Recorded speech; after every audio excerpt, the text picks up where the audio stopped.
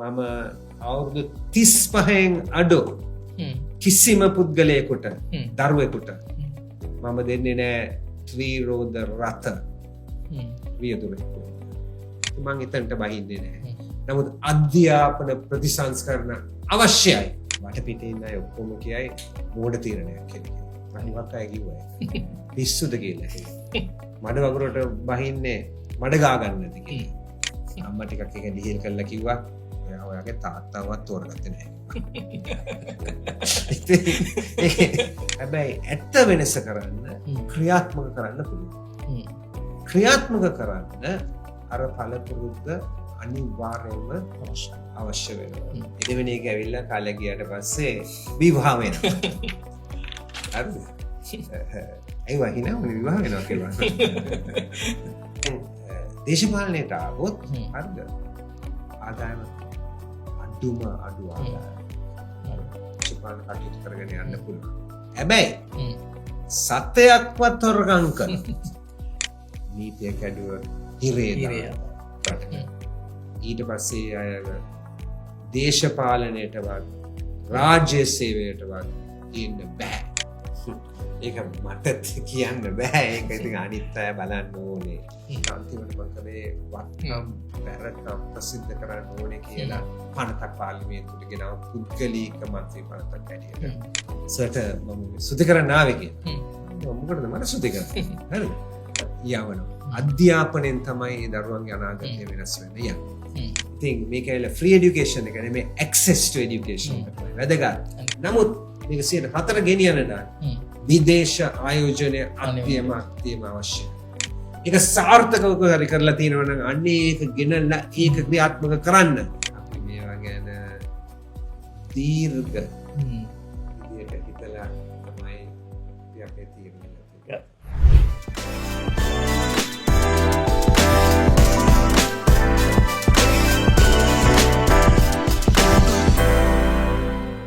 ආයුබෝවන් සුබ දවසක් ප්‍රාර්ථනා කරන ඔබ සියලුම දෙනාට. අදත් රියල් ස්ටෝරීස් විත් මනෝද්‍ය වැඩසටහනේ තවත් විශේෂ වැඩසටහනක් සමගින් තමයි ඔබ මේ එකතු වෙලා සිටින්නේ. අද වැඩසටහන මම විශේෂ වැඩසටහනක් විදියට හඳුන්වනු ලබන්නේ අද මේ වැඩසටහනට සහභාගී වන මගේ ආරාධිතයා නිසාවෙන්. මේ වැඩසටහන් මාලාවේ වැඩසටහන් ගණනාවක් අපි මේ වන විට මුදා හැරලා තියෙනවා. ඒ වගේම තමයි අපිට තාමත් හොඳ ප්‍රතිචාරයකුත් මේ වැඩසටහන් මාලාවට ලැබිලා තියෙනවා. ඉතින් අපි තීරණය කරා ටිකක් අමුතු විදිහේ ඉන්ස්පිරේෂනල් ස්ටෝරි එකක් තියෙන විශේෂ ඔබ කවුරුත් හඳුනන චරිතයක් වැඩසටහනට ආරාධිතයෙක් විදිහට ආරාධනා කරන්නට. ඔහු මම හඳුන්වන්නට කැමති ලංකාවේ බිහිවෙච්ච අති දක්ෂ මූල්‍ය ශාස්ත්‍රයේ අපි කියනවා මේ වෘත්තීය වේදිකයෙක් කියලා. අති දක්ෂ වෘත්තීය වේදිකයෙක් කියලා. නමුත් සමහර විට ඔබ සියලු දෙනා ඔහුව හඳුනන්නේ දේශපාලනඥයෙක් හැටියට වෙන්න පුළුවන්. ඉතින් වෘත්තීය වේදිකයෙක් ඉඳන් දේශපාලනඥයෙක් දක්වා අපු ගමන් මඟ සහ මේ ගමන් මඟ පසුපස තියෙන රියල් ස්ටෝරි එක ගැන තමයි අද දිනේදී අපි කතා කරන්නට බලාපොරොත්තු වෙන්නේ. ඔබ දන්නවා මේ වන විටත් මම කවුරු ගැනද කතා කරන්නේ කියලා. ඒ වෙන කවුරුත් නෙමෙයි ලංකාවේ හිටපු මුදල් රාජ්‍ය අමාත්‍යවරයා. ඒ වගේම තමයි ජාතික සංවර්ධන බැංකුවේ හිටපු ප්‍රධාන විධායක නිලධාරීවරයා. ඔහු නමින් ඉරාන් වික්‍රමරත්න. ආයුබෝවන් මැතිතුමනි. ආයුබෝවන් මනෝද්‍ය. රියල් ස්ටෝරීස් විත් මනෝද්‍ය වැඩසටහනට අපේ ආරාධනය පිළිඅරගෙන සහභාගී වීම පිළිබඳව මම ඉතාමත්ම ස්තුතිවන්ත වෙනවා සහ නැවත වතාවක් ඉතාමත් ගෞරවයෙන් යුතුව ඔබතුමාව වැඩසටහනට පිළිගනු ලබනවා. ස්තුතියි මට ආරාධනා කළාට. හොඳයි.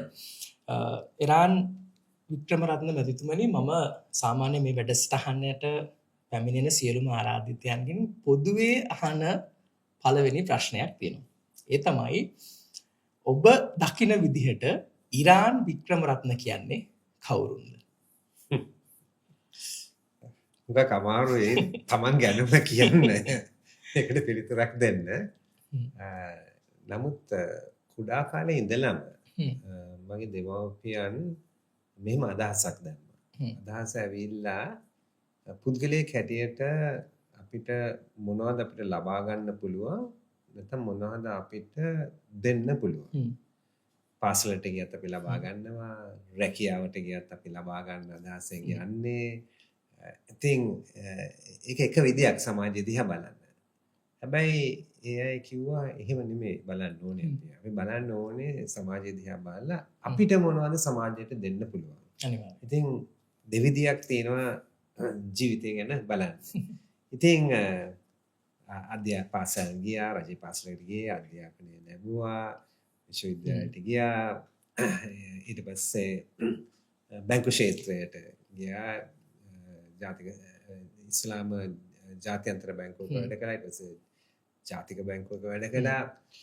හැබැයි දිගින් දිගටම අර මගේ දෙමව්පියන් මගේ ඔළුවට දාපු එක අපි පවුලක නම් අපිට පවුලට වගකීමක් තියෙනවා. අනිවාර්යයෙන්. අපි සමාජයක නම් අපිට සමාජයට වගකීමක් තියෙනවා. ආයතනයක නම් ඒ ආයතනයට වගකීමක් තියෙනවා. අපිට මොනවද එකතු කරන්න පුළුවන්. ඉතින් ඒක මම තව විදිහකට කිව්වොත් systems change කියලා අපි අහුවනේ අරගලයේදී මම systems change එකට බැස්සේ අරගලයට ඉස්සලා. මම අදත් ඉන්නේ එතන. වෙනසක් කරන්න ඕනේ, ඒ වෙනස කරන්න ඕනේ අනික් අයගේ යහපත සඳහායි. ඒතර එහෙම හිතනවා නම් සමහරවිට තීරණ ගන්න වෙනවා ජීවිතයේ වටපිටේ ඉන්න අය ඔක්කොම කියයි මෝඩ තීරණයක් කියලා කියයි. මම හුඟක් අය කිව්වා ඒක. පිස්සුද කියලා කිව්වා. මඩ වගුරට බහින්නේ මඩ ගා ගන්නද කියලා කිව්වා. ඉතින් මම ඒක තර්ක කරන්න ගියේ නැහැ. මම අර විශ්වාසයේ හිටියේ අපි සිස්ටම් එක වෙනස් කරන්න යනවා නම් අපි මොන හරි කරන්න යනවා නම් අපි පෞද්ගලික තීරණ ගන්න වෙනවා. සමහරවිට අනිත් අය මනින විදියට ඒවා සමහරට වැරදි තීරණ වෙන්න පුළුවන්. අපි දන්නවා ඒක හරි කියලා. හොඳයි. මම හිතන්නේ අභියෝග වලට බය නැති අභියෝග බාර ගන්න කැමති සිස්ටම් චේන්ජ් එකක් කරන්න පොඩි කාලේ ඉඳන් කැපවෙච්ච චරිතයක් ඔබතුමා. හොඳයි. මම මේ දෙවෙනි ප්‍රශ්නෙට යොමු වෙන්නම් එරාන් වික්‍රමරත්නතුමනි මේ ඔබතුමා මම මේ වැඩසටහනට ආරම්භය ගත්තත් සඳහන් කරපු දේ තමයි මේ ගොඩක් කට්ටිය හඳුනන්නේ දේශපාලනඥයෙක් විදිහට. නමුත් මම ඔබතුමාව කියව ගන්න කැමති ප්‍රධාන වශයෙන් වෘත්තීය වේදිකෙක් විදිහට. ඉරාන් වික්‍රමරත්න කියන මේ වෘත්තීය වේදියා ගැන මම හරි ආසයි දැනගන්න. මම හිතන්නේ ගොඩක් අය මේක ගැන ඉතාමත්ම අඩුවෙන් තමයි දන්නේ. ඔබතුමා දේශපාලනඥයෙක් විදිහට අසර මම හිතන්නේ 15ක් පමණ පාර්ලිමේන්තුවේ සහ මුදල් රාජ්‍ය අමාත්‍යවරයා විදිහට ලංකාවේ කාර්යභාරයක් සිදු කරපු දේශපාලන නායකත්වයක්. නමුත් වෘත්තීය වේදිකෙක් විදිහට ඔබතුමා කරලා තියෙන මොනවද? රැකියා කරලා තියෙන්නේ කොහෙද? ඔබතුමා අත්පත් කරගත් ජයග්‍රහණ මොනවාද? ඒ අදාළ ශාස්ත්‍රයන් වල අපි ඒ ගැන පොඩ්ඩක් කතා කරමු. ඉරාන් වික්‍රමරත්න කියන වෘත්තීය වේදිකා ගැන. වෘත්තීය ගැන කතා කරන්නේ ඉස්සලම අනෝද්‍ය අපි වෘත්තියක් සාර්ථක කරන්න ඉගෙන ගන්නවා. කොහොක් හිතන්නේ අපි ඉගෙන ගන්න පොතෙන් පතෙන් O level එක A level එක විශ්වවිද්‍යාලේ නැත්නම් වෘත්තීය සහතිකයක් ලබා ගැනීමෙන් කියලා. මම හිතන්නේ නැහැ හුඟක් දේවල් අපි පන්ති කාමරේ විතරක් නෙමෙයි. පන්ති කාමරෙන් පිට අපි ඉගෙන ගන්නවා. මම ඉස්කෝලේ ඉන්නකොට මම හුඟක් ක්‍රීඩා පැත්තට ලැබි. ඉතින් මම ක්‍රිකට් ක්‍රීඩාව සෙල්ලම් කළා, පාසලට ගැහුවා, බිග් බැච් වල ගැහුවා, ශ්‍රී ලංකා පාසල් ක්‍රිකට් කණ්ඩායමට සෙල්ලම් කළා. ඒ වගේම පාසල් ශිෂ්‍යයෙක් හැටියට ෆස්ට් ක්ලාස් සරා ට්‍රොෆි කියලා කිව්වේ ඒ කාලේ. මම සරා ට්‍රොෆි එකට ගැහුවා පාසලේ ඉන්නකොට. ඒ කියන්නේ ඔබතුමා මේ ක්‍රිකට් ක්‍රීඩක මගේ දක්ෂ ක්‍රිකට් ක්‍රීඩක ෆස්ට් ක්ලාස් සෙල්ලම් කරන්න පුළුවන් කියන්නේ. ඔව් ඉතින් සෙල්ලම් කළා ඉවරයි. ඊට පස්සේ ලංකාවේ ඒ කාලේ ටෙස්ට් ස්ටේටස් එකක් තිබුණේ නැහැ. ඉතින් මම එංගලන්තේ ගිහිල්ලා ලීග් එකෙත් සෙල්ලම් කළා. කන්ට්‍රි ලීග් එක. එංගලන්තේ. Kent league. එතකොට පාසලේ හොකිත් ගැහුවා. හොකි ක්‍රීඩාවත් නායකත්වය දුන්නා, කැප්ටන් කළා. ඊට පස්සේ පාසලේ ප්‍රධාන ශිෂ්‍ය නායකයෙක් වුණා. දැන් මටත් ඇත්තටම කල්පනා කරනකොට පුදුමයි. ඇත්තම මේ මම කියන්නේ මට වැඩිය දක්ෂ අය හිටියා. හුඟක් අය හිටියා. මට වැඩි හොඳ ලකුණු ගන්න අය දිගින් දිගටම හිටියා. හ්ම්. මම දන්නේ නැහැ කොහොමද ඒක වුනේ කියලා. හැබැයි ඒ කියන්නේ ඒ සමහර විදුහල්පති නැත්නම් ගුරුවරු මොකක් හරි දකින්නේ නැති. මේ පොඩි ගොල්ලගේ මොකක් හරි දකින්නේ නැති. මම කියන්නේ වැදගත් කරුණ මේකයි. හරිද? අද හුඟක් අපි හැමෝම මනින්න හදන්නේ ලකුණු වලින් පමණයි. හුඟක් වෙලාවට සමහර දෙමව්පියන් දරුවෙක් ලැබී නම් ක්‍රීඩාවකට නැත්නම් සමිතියක වැඩකට නැත්නම් ගායනයට වාදනයට නාට්‍යයට වගේ දේවල් එන උනන්දු කරන්නේ නැහැ. ඇත්තටම මම විශ්වවිද්‍යාලයට ගියා විතරක් නෙමෙයි ලෝකේ තියෙන ප්‍රධාන බිස්නස් ස්කූල්ස් ව්‍යාපාරික විද්‍යාල වලට ගියා. ලෝකෙ හුඟක් රටවල. නමුත් මම ඇත්තටම ස්ට්‍රැටජි එකයි ප්ලෑන් එකයි. හරිද? මම ඇත්තටම ඉගෙන ගත්තේ පන්ති කාමරයෙන් පිට බිස්නස් ස්කූල් එකෙන් පිට හුඟක් රට ක්‍රීඩා පිටියේ තමයි ඒක ඉගෙන ගත්තේ. ඉතින් මම ඒක කියන්න හේතුව වෙලා අපි ඉගෙන ගත්ත දේවල් හුඟක් තියෙනවා. මම හිතුවේ නැහැ මම තව දේවල් උත් ඉගෙන ගත්තා. මම පිටරට ඉන්නකොට සල්ලි ටිකක් හිඟයි. මගේ දෙමව්පියන්ට තිබෙන බොහෝ අඩු ආදායමක්. ඉතින් විශ්වවිද්‍යාලයට යනකොට දීර්ඝවන්න වුණා. මම ගිහිල්ලා මේ ඇත්ත මනෝද්‍ය කියන්නේ මොකක්ද දන්නේ නැහැ. හෝටලයක වැඩ කළා. මට තාම මතකයි පිගන් හේදුවා. ඊට පස්සේ පෙට්‍රල් ස්ටේෂන් එකක වැඩ කළා. පෙට්‍රල් ස්ටේෂන් එකේ වැඩ කළා. මට අතවගේ මතකයි මට ඇවිල්ලා කිව්වා සම්නඩ පෙට්‍රල් ගහන්න පොම්පෙන් මෙහෙම. ඊට පස්සේ බස් ඇවිල්ලා කිව්වා මේ දැන් මේ අපේ තෙල් එකක් තියෙනවා. අලුත් තෙල් එකක් මේ තෙල් එක විකුණන්න ඕනේ කියලා. මට තාම මතකයි මම පෙට්‍රල් එක ගහලා ඉවර වෙලා කාන්තාවක් ඒ වාහනේ ලෝගෙන ආවේ. ඒ කාන්තාව මම ඇහුවා මේ තෙල් එක තියෙනවා මේ ගොඩක් තෙල් එකක් මම දාන්න ඕනේ. බලන්න කියලා කිව්වා. මගේ මේ වගේ කියලා යාගේ බොනට් එක ඇරියා. මම බොනට් එක ඉස්සුවා. මම දන්නේ නැහැ තෙල් එක කොහොමද බලන්නේ කියලා. මට අද වගේ මතකයි. ටික වෙලා ගිහලා ටිකක් කේන්ති ගිහලා ඉක්මනට එතනට ආවා. ඉක්මනට එතනට ඇවිල්ලා මොකද්ද මේකේ තේරුම කියලා කිව්වා. මම සමා වෙන්න කියලා. මෙතන තමයි තෙල් එක බලන්නේ කියලා මට ඒක ඉගෙනුවා එතන. හැබැයි ඒ කතාව මම ඉස්සරහට ගෙනිච්චොත් මට හම්බුණ එක පාරින්ම බෝනස් එකක්. සතියේ පඩිය දීලා ඊට පස්සේ තව දීමනාවක් දුන්නා. මම කිව්වා මොකද්ද මේක? එයා කිව්වා ඒ ලන්ඩන් නුවර ඒගොල්ලන්ගේ ඒ පෙට්‍රල් ස්ටේෂන් වල වැඩියෙන්ම තෙල් විකුණලා තියෙන පුද්ගලයා. තෙල් එක දාන්නේ කොහෙද කියලාවත් දැනන් හිටියේ නැහැ. ඉතින් මම ඉගෙන ගත්තා දෙයක්. ඉතින් මම කියන්නේ අපි ඉගෙන ගන්න දේවල් අපිට ක්‍රීඩා පිටියේ ඉගෙන ගන්න පුළුවන්. අපිට ඒක ගායන වාදනයේ තුලින් ඉගෙන ගන්න පුළුවන්. නැත්නම් අපිට රැකියාව කිරීම ඉගෙන ගන්න පුළුවන්. ඉහළ රැකියාවල් කුඩා රැකියාවල් කියලා නැහැ. ඉගෙන ගන්න පුද්ගලයාට ඉගෙන ගන්න පුළුවන්. ඒක බොහොම වටිනවා. ඒකෙන් තමයි මම විශ්වවිද්‍යාලයෙන් ගිහිල්ලා ඊපස්සේ ලංකාවට ආවේ. දැන් හුඟක් අය ආවේ නැහැ. මොකද මේ මතයක් තියෙනවානේ අපි පිටරට හිටියොත් හොඳයි පිටරට වැඩ කළොත් වැඩියෙන් මුදල් පා ගන්න පුළුවන්. ওই මතේ තදිටම තියෙනවානේ. හරිද? හැබැයි මේක මගේ අම්මා අපේ ඔළුවට දැම්මේ. ඉගෙන ගන්න ගියාට කමක් නැහැ. අත්දැකීම් ලැබුවට කමක් නැහැ. ආපහු එන්න ඕනේ. මොකද වැරදීමකින් නෙමෙයි. ඔයා ඉපදෙලා තියෙන්නේ මේ රටට. ඉපදිලා තියෙන්නේ ඔයා තෝරගත්ත එකක් නෙමෙයි. ඔයා මට කිව්වා ඔයා සිංහල භාෂාව කතා කරනවා. ඔයා ඒක තෝරගත්තෙත් නැහැ. ඊට පස්සේ කිව්වා ඔයා වික්‍රමරත්න පවුලට අයිති. ඔයා ඒක තෝරගත්තෙත් නැහැ. ඊට පස්සේ ටිකක් රත් වෙනකොට සාකච්ඡාව අම්මයි පුතයි අතරේ අම්මා ටිකක් එක ලිහිල් කරලා කිව්වා ඔයා ඔයාගේ තාත්තාවත් තෝරගත්තේ නැහැ කිව්වා. ඒකේ පාඩම් දෙකක් තිබුණා. එකක් ඇවිල්ලා අම්මා කියපු එකේ පාඩමේ උපදින හැම පුද්ගලයෙකුම අම්මා මට කිව්වේ එක හා සමානයි. ඒගොල්ලෝ තෝරගත්ත දෙයක් නෙමෙයි. මිනිස්සුන්ව කොන් කරන්න එපා. කුලය බලලා, ජාතිය බලලා, ආගම බලලා, පන්තිය බලලා හැමෝම එක හා සමානයි. ඒක මම තදින්ම විශ්වාස කරන දෙයක්. හැමෝම එක හා සමානයි.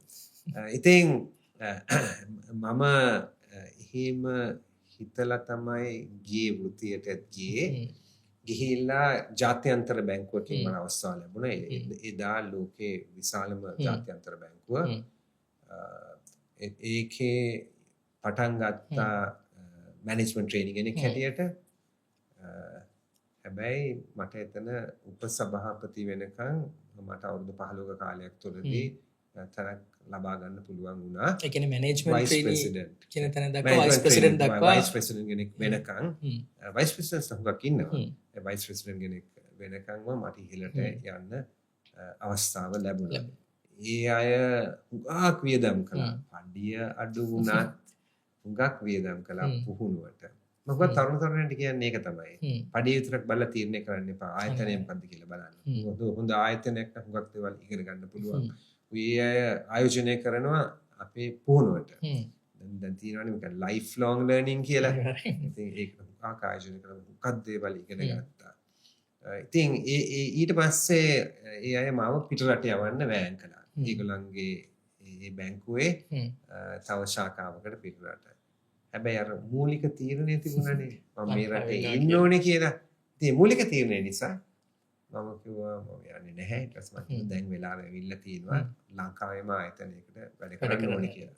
මේ අවුරුදු 15කට පස්සේ අවුරුදු 15ක් විතර අත්දැකීම් ලැබලා ඊට පස්සේ මම ඒක සාකච්ඡා කරනකොට කරපුවාම ජාතික සංවර්ධන බැංකුවේ එකත් කතා කළා. ඒ මම දැනගන්න ලැබුණා මොකද ඒකත් එකට වැඩ කරලා තිබුණා ඊට ඉස්සෙල්ලා. ඊට පස්සේ එතන ප්‍රධානිය රංජිත් ප්‍රනාන්දු කියන ප්‍රධානිය කිව්වා අපිත් පටන් ගන්න ඕනේ කමර්ෂල් බැංකුවක් කියලා ඒක මට බාර දුන්නා. එතකොට විශ්වාසයක් තිබුණා. එතන හිටපු ජ්‍යෙෂ්ඨ නායකත්ව විශ්වාසයක් තිබුණා. මම ඒතර කණ්ඩායමක් එකතු කළා. එකතු කරලා මේ බැංකුව ආරම්භ කළා. අලුත් බැංකුවක් ආරම්භ කළා. හුඟක් අය ඒකට උදව් කළා. ඉතින් මම නම් කියන්න බෑ. මොකද සමහර අයගේ නම් කිව්වොත් සමහර අයගේ නම් නොකියුවොත් හොඳ නැහැ.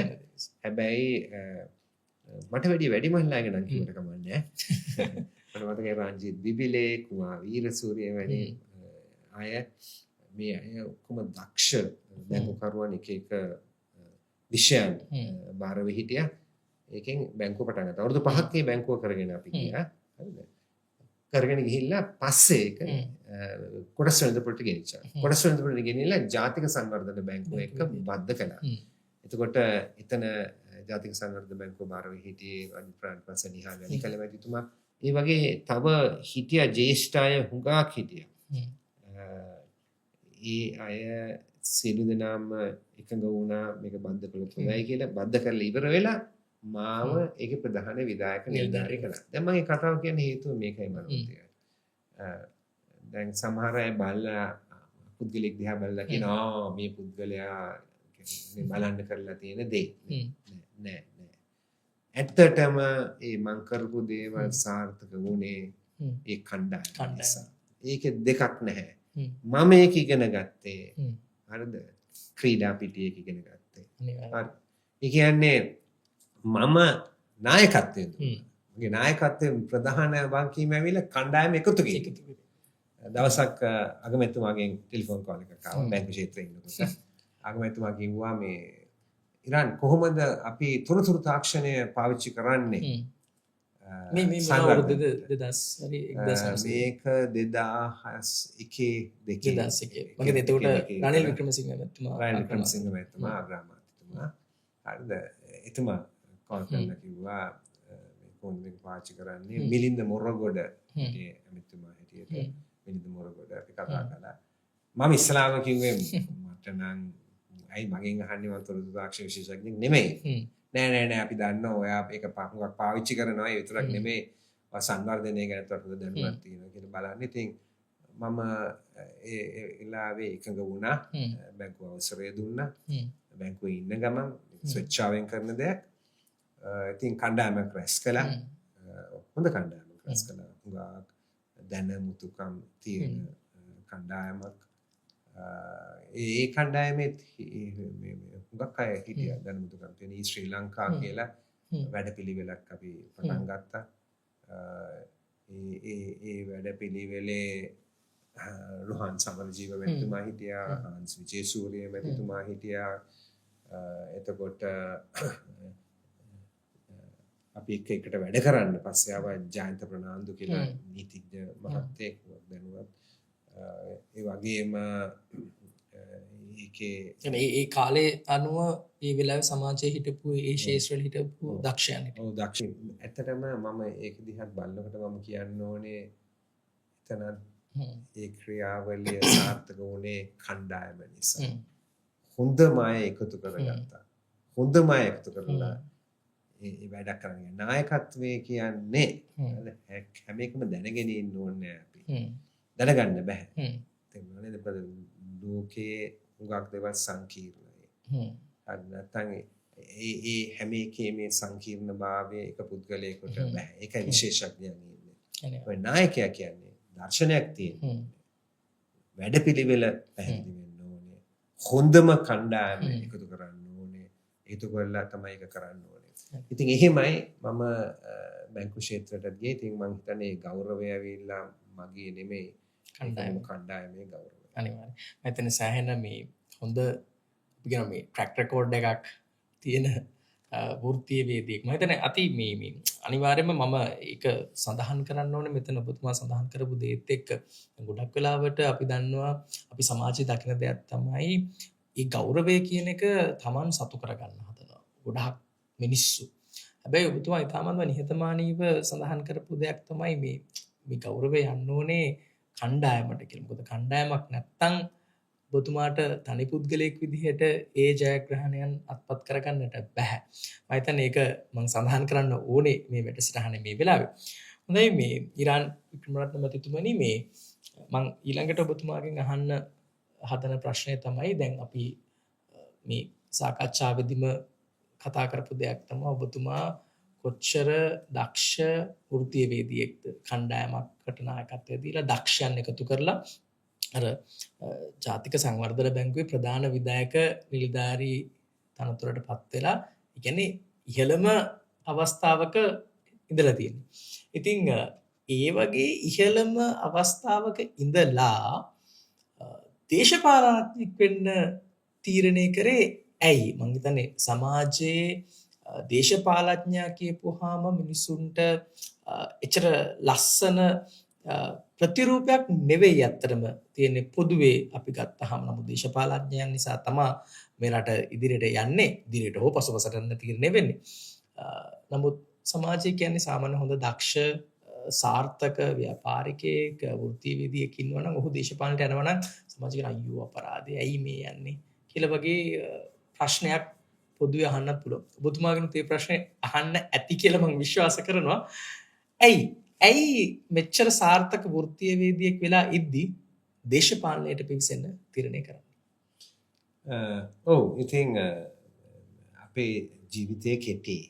ඉතින් අපි හැම එකක්ම මනින්න යන්නේ තනතුරෙන්. හැම එකක්ම මනින්න යන්නේ අපි ලබන පඩියෙන්. අපි තන්පතු වලින් නම් ඉඩම් බිම් වලින් නම් හරිද? එතකොට ඒ මාර්ගයේම ඉන්න පුළුවන්. හැබැයි මම කිව්වා වගේ අපි එක මනින්න යන්නේ අනිත් අයගේ ජීවිත වලට අපිට යම්කිසි වෙනසක් කරන්න පුළුවන් වෙලා තියෙනවද? නැත්නම් අපිට වෙනසක් කරන්න පුළුවන්ද? මම ඒක දේශපාලනයෙන් විතරක් නෙමෙයි. අනිත් තැන් වලින්ුත් කරන්න පුළුවන්. තේරුණා නේද? හමුදාවේ සේවය කරලා ඒක කරන්න පුළුවන්. පොලිසියේ සේවය කරලා ඒක කරන්න පුළුවන්. කියන්නේ රාජ්‍ය සේවය ඉඳගෙන ඒ දේ කරන්න පුළුවන්. අධිකරණයේ ඉඳගෙන ඒ දේ කරන්න පුළුවන්. වෙන ක්ෂේත්‍රවලත් කරන්න පුළුවන්. නමුත් දේශපාලනයටත් වෘත්තීයවේදීන් එන්න ඕනේ.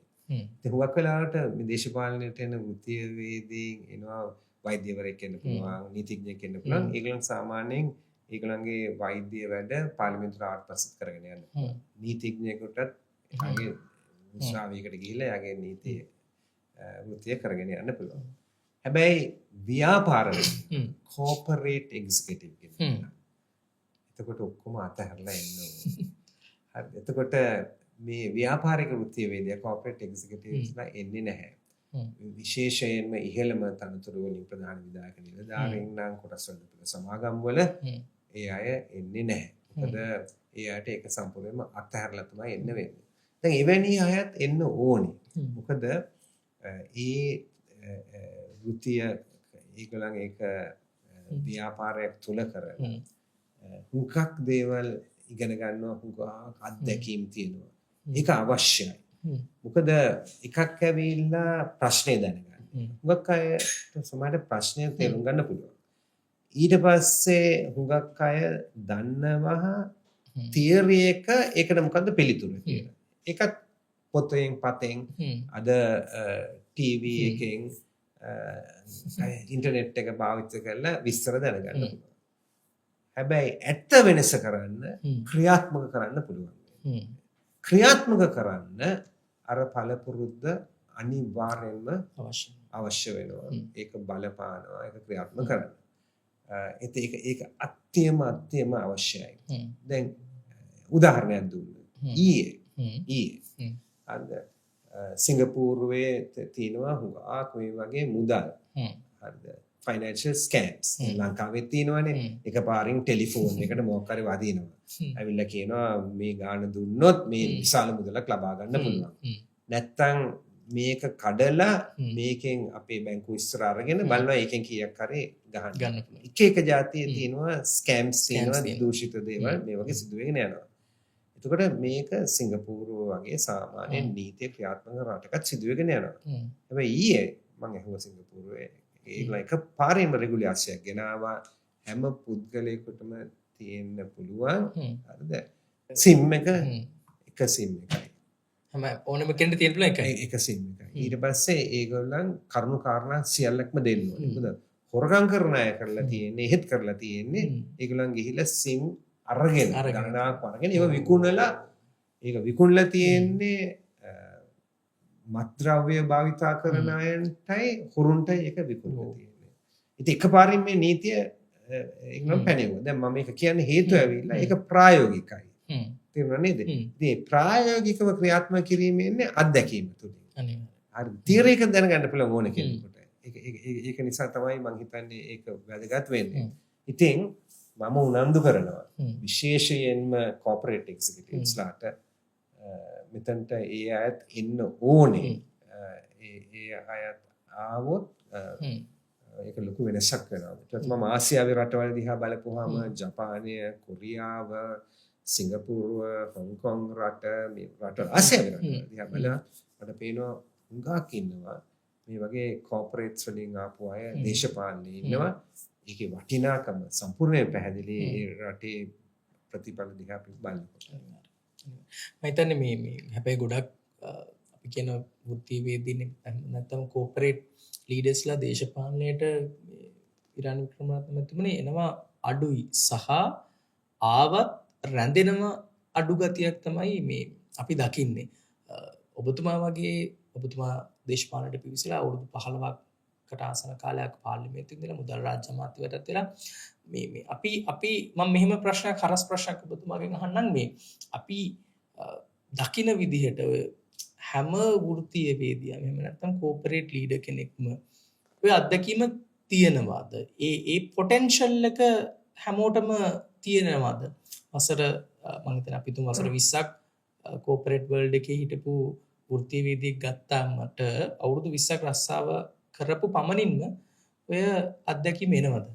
නෑ මම කියන්නේ හැමෝටම කියලා. හැබැයි ඉතින් අපි බැලුවොත් ක්ෂේත්‍ර දිහා බැලුවොත් අපෝ ඇති තරම් අය ඉන්නවා. දැන් මෙතන තියෙන ප්‍රායෝගික ප්‍රශ්නයක් නේ. හරි ප්‍රායෝගික ප්‍රශ්නේ ඇවිල්ලා ඒ අය ගිහිල්ලා අධ්‍යාපනයක් ලබා තියෙනවා.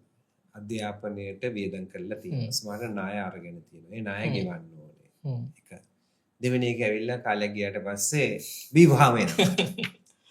හරිද? ඒ වහිනවනේ විවාහ වෙනවා කියලා. විවාහ වුණාම අලුත් වගේ කියනවා. ඉබක් හොඳයි.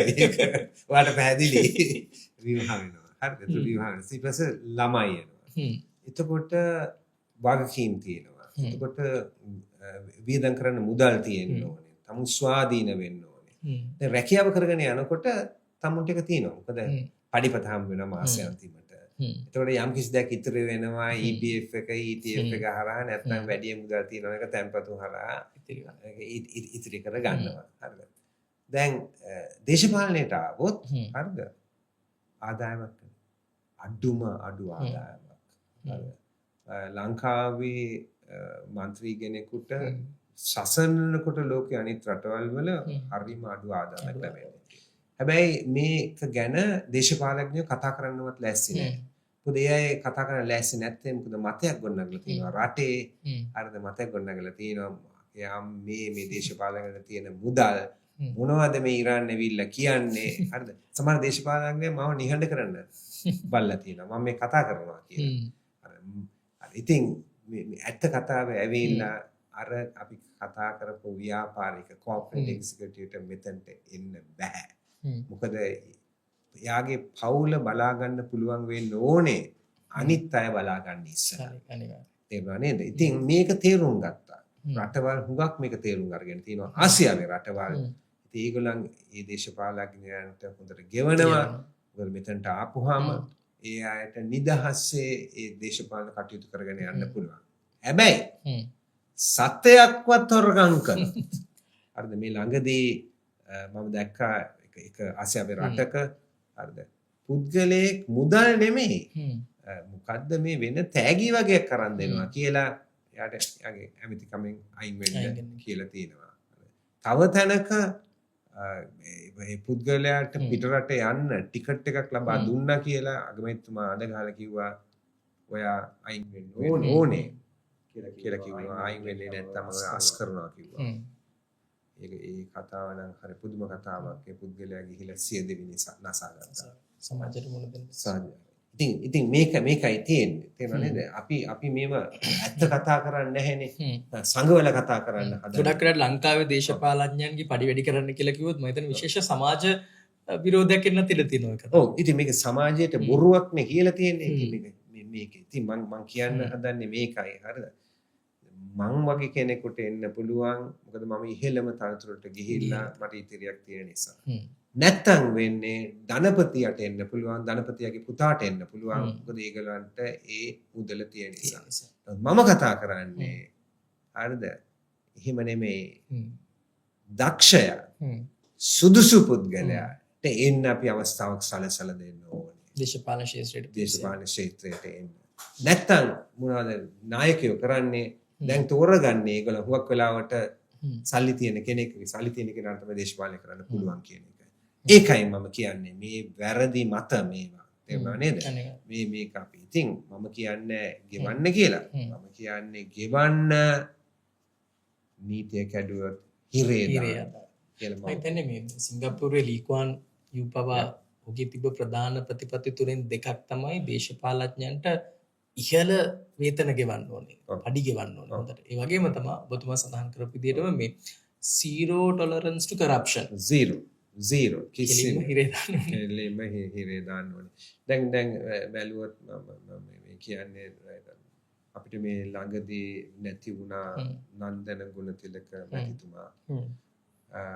එතුමාගේ මගේ දේශපාලනය වෙනස්. එතුමා ජනතා විමුක්ති පෙරමුණේ ඉඳලා දේශපාලනයේ හිටියේ නායකත්වය හිටියා. ඉතින් අපේ දේශපාලනය වෙනස්. නමුත් එතුමා කියපු කතාවක් එතුමා කිව්වා ළඟදී කිව්වා මට බෙහෙත් ගන්නවත් සල්ලි නැහැ කියලා කිව්වා. ජීවිතේම දේශපාලනය කරලා තේරුණා නේද? ඉතින් ඒකයි මම කිව්වේ අපි ඇත්ත කතා කරන්න ඕනේ මේක සාධාරණ මේව බලන්න ඕනේ. මේ සුදුසු පුද්ගලයා තමයි අපි දාන්න ඕනේ ඕනම තනතුරකට. ඒක රාජ්‍ය සේවය වෙන්න පුළුවන්. ඒක නගර සභාවකට හරි පළාත් සභාවකට වෙන්න පුළුවන්. පාර්ලිමේන්තුවට වෙන්න පුළුවන්. සුදුසු පුද්ගලයා. ඒක තව අපි අනුගමනය නොකරන දෙයක් ඇවිල්ලා. අපි වෙන දේවල් බලනවා. තාම බලනවා කුලේ දිහා බලනවා, ජාතිය දිහා බලනවා, ආගම දිහා බලනවා, පන්තිය දිහා බලනවා, මුදල් දිහා බලනවා කරන්නේ. සුදුසු පුද්ගලයාට සුදුසු තැන දෙන්නේ නැහැ. ඉතින් ඔය සාර්ථක වෙච්ච රටවල් වල පළවෙනි ප්‍රතිපත්තිය ඇවිල්ලා සුදුසු පුද්ගලයාට සුදුසු තැන දෙන්නේ ඒක. තේරෙනව නේද? ඊට පස්සේ අවංකභාවය අනිවාර්යෙන්ම. අවංකභාවය. කවුරු හරි හිරේ ගිහිල්ලා තිනවනම් හරිද? යාට විරුද්ධව හිර දඬුවමක් දීලා තිනවනම් අධිකරණයක්. ලෝකේ ඕනෙම රටක. ඕනෙම රටක. ඊට පස්සේ අය දේශපාලනයටවත් රාජ්‍ය සේවයටවත් කියන්න බෑ. හ්ම්. අපි ඒව තේරුම් අරගෙන ක්‍රියාත්මක කළේ නැත්තම් ඒ අය ගිහිල්ලා කොම්පැනියක රැකියාවකට ඉල්ලුවොත් ඒගොල්ලන් ඒ පුද්ගලයා ගැන හොයලා බලලා දැනගත්තොත් මේ කෙනා ලංකාවේ මොකක් හරි වරදක් කරලා අධිකරණයෙන් තීන්දුවක් දීලා තියෙන යාට විරුද්ධව නැත්තම් වෙන රටක අධිකරණයෙන් යාට විරුද්ධව තීරණයක් දීලා තියෙනවා නම් අපේ රටේ කොම්පැනියක්වත් ඒ පුද්ගලයාව බඳව ගන්න නැහැ. ඒතර අපිට පුළුවන් ද දේශපාලනට ගෙනල්ලා පාර්ලිමේන්තුවට ඒ වගේ පුද්ගලයෝ දාන්න. ඒකයි මම කියන්නේ හරිද මේවා ගැන අපි නැවි ගියොත් අපිට මේ රට හදන්න බෑ. හරිද අපිට පැහැදිලි වෙන්න ඕනේ මේ ප්‍රතිපත්ති ගැන එහෙම තමයි රටක් හදන්න පුළුවන්. හොඳයි මම හිතන්නේ සෑහෙන හොඳ තැනකට ආවා මේ සාකච්ඡාව මැතිතුමනි. දැන් විශේෂයෙන්ම ඔබතුමා 2015 2019 රාජ්‍ය බලය හොබෝපු ආණ්ඩුවක හිටපු කොටස්කාරක. ඔබතුමා කැබිනට් මණ්ඩලයේ නියෝජනය නොකලට එක අවස්ථාවකදී ඔබතුමාට මුදල් රාජ්‍ය අමාත්‍යවරයා බවට පත්වන්නට අවස්ථාවක් හම්බ වෙනවා. දැන් මම කියන්නේ දැන් ඔබතුමා ඒ ආණ්ඩුවේ දරපු තනතුරුත් එක්ක වගකීම් එක්ක රටේ මේ ඔබතුමා කතා කරපු හැම දෙයකටම තීන්දුව తీරන ගැනීමේ බලයක් ඔබතුමාට තිබෙන්නේ නැහැ. නමුත් ඔබතුමාට යම්කිසි බලපෑමක් ඇති කරන්න ඇති කියලා මම විශ්වාස කරනවා. අපි මෙහෙම කතා කරොත් මම මේ විදිහට ප්‍රශ්නය අහන්නම්. 2015-19 කාල සීමාව තුළ පැවති යහපාලන ආණ්ඩුවේ හිටපු රාජ්‍ය අමාත්‍යවරයෙක් විදිහට හදවතට එකඟව ඔබතුමාට රටට දැනෙන යමක් කරන්න පුළුවන් වුණාද? ඒක මට කියන්න බෑ. ඒක ඉතින් අනිත් අය බලන්න ඕනේ.